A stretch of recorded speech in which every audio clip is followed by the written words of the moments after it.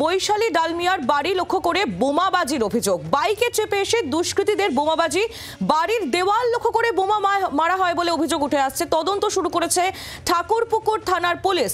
দুষ্কৃতীদের খোঁজে ইতিমধ্যেই শুরু হয়েছে তল্লাশি। কথা বলবো সৌমেন ভট্টাচার্য, আমাদের প্রতিনিধি রয়েছেন আমাদের সঙ্গে। সৌমেন, পুলিশ কি বলছে, কারা এই ঘটনা ঘটালো, এখনো পর্যন্ত কি জানা গিয়েছে কিছু?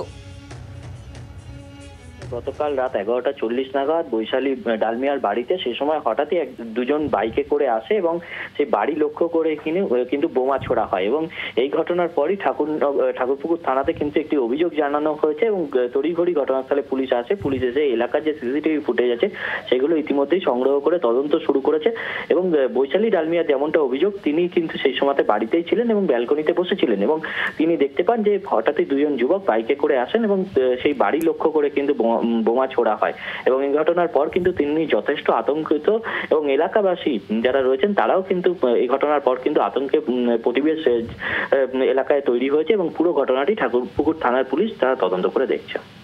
ধন্যবাদ সৌমেন, নজর রাখো।